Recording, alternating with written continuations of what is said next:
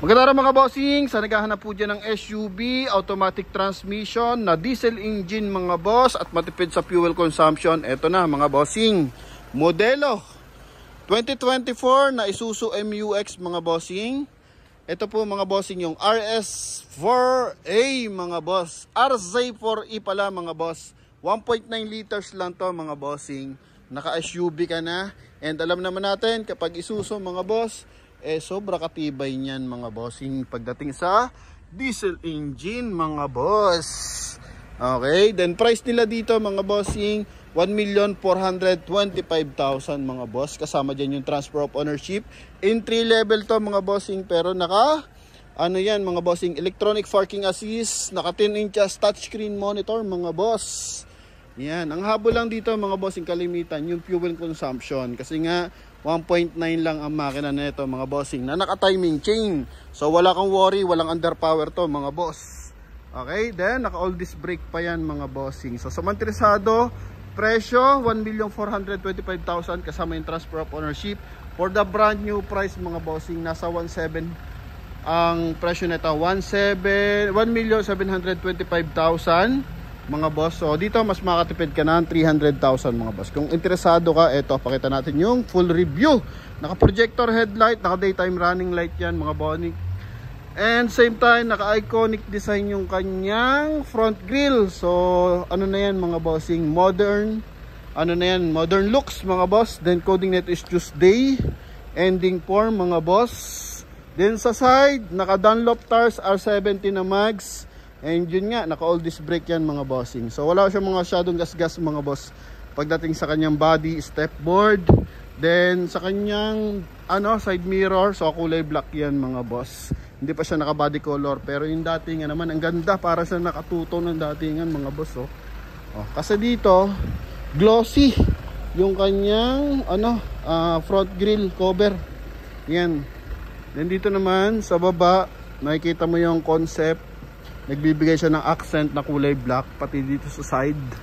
Yan, then yung step board mga boss, ang gara. Then naka disc brake harap likod. So check natin yung kanyang interior mga boss, as in presentable to mga bossing. Eto, mileage pala na ito mga bossing, 22,280 original mileage mga boss. Power adjust ang side mirror syempre. Yun ang laki ng side mirror niyan. Then sa kabila rin. Yun mga boss. Then dito sa ating touchscreen monitor, pakita natin kung ano meron dito. Sa ating head unit, may offline navigation, for CarPlay, Android Auto mga boss. So kahit wala kang data, pwede kang mag-Waze mga bossing. Hindi naman totally Waze, mag-navigate, no? Kasi pag Waze, kailangan naka-online yon. Ibang apps naman yon mga boss. So pwede kang mag-navigate mga bossing. So dito sa kanyang steering wheel, wala siya masyadong control. So hindi maabala yung driver natin mga boss. So hanap yan ng mga tag dito, seryoso mag-drive mga boss. Gusto nila nakapokus lang sa manubela, wala masyadong control. So eto na yon mga bossing.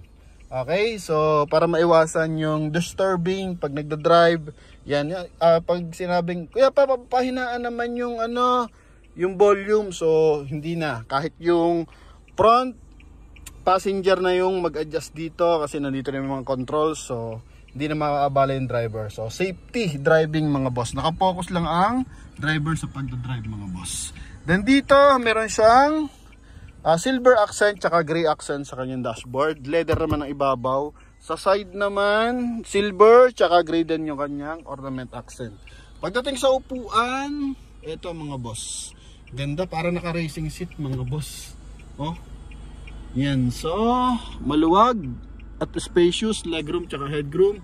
Kulay gray ang ating ceiling. Naka-round yung ating aircon ventilation sa likuran. Yan mga boss. May sarili siyang controls. Same time, ito yung ating sun visor. Yan mga boss. Magkabilaan. Okay. Then naka 3M yung tint natin mga boss ha.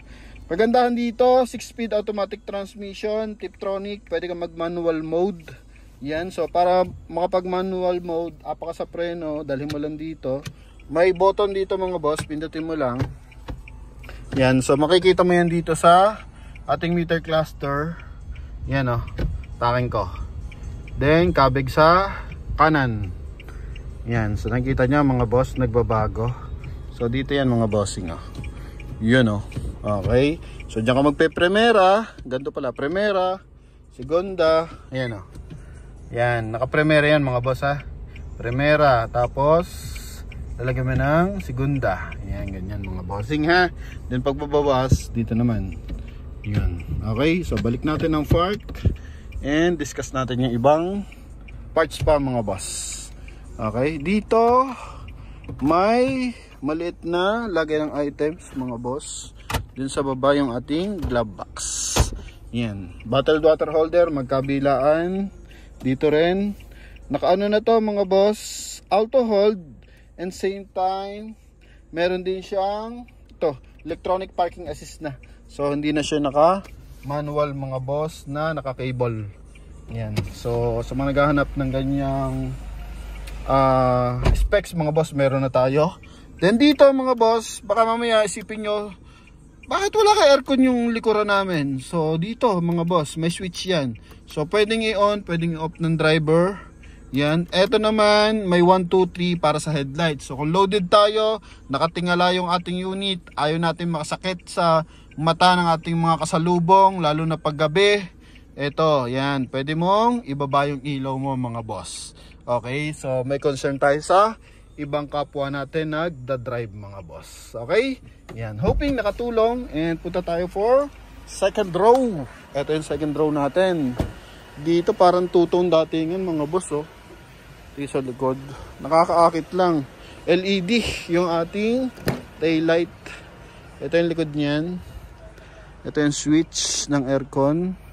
Ang aircon vent natin. Oh, ang lakas ng buga. Okay, then dito may armrest pa. Yun, may armrest mga bossing.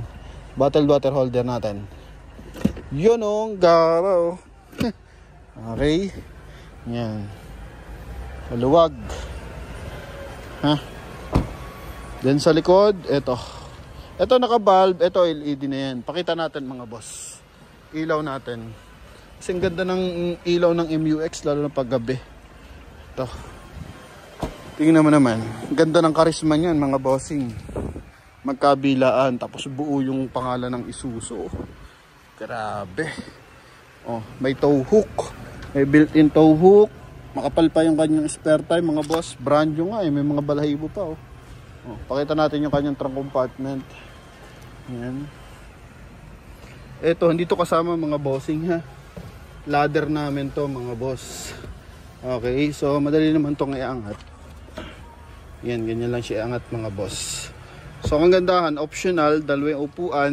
So pwedeng tulad nito, may gamit ka, pwede ka pang magsakay na bang pasahero sa kabilang side naman bagahe. Yan. Pero kung gusto mo puro bagahe, pwede nakadapa. Okay, then komportable rin siya kasi may sarili siyang aircon vent dito sa likod, and same time meron siyang bottled water holder. Dito naman 12 volt socket meron mga boss. Okay, ito naman lock ng ating mga bagahe if ever meron tayong tali. Yan. Then dito sa side is tools. Dito is ano dito? Aha, walang laman to mga bossing. Okay, yan. So sa mga fuses lang yan kung sakasakali. Yan. Ito naman, maayos yung kanyang mga hydraulic assist mga boss. Walang basag ang mga ilaw, harap at likod. Ganda, oh, tingnan mo. Hindi natin 0.5 ha. Ganda ng kulay, di ba? Nakabenta na tayo na ito ng 2022 model, nasa 1.2 mahigit lang mga boss. Taga La Union or Isabela yung nakabili. Suabe. Kahit ngayon nagme-message sa atin, jackpot sila sa kanila Isuzu. Madalang kasi nagpapahatak ng gantong unit mga bossing. Kasi nga mahal ang down kasi pag Isuzu. Madalang nagpo-promo yan mga boss. Oh. Okay. Yan. So ito yung kanyang front area. Armrest, hindi natin napakita. Yun mga boss, naka leather yung ganito niya. Aha. Then wala siyang ilaw dito pero meron siyang fender light mga boss. Oh. Yan.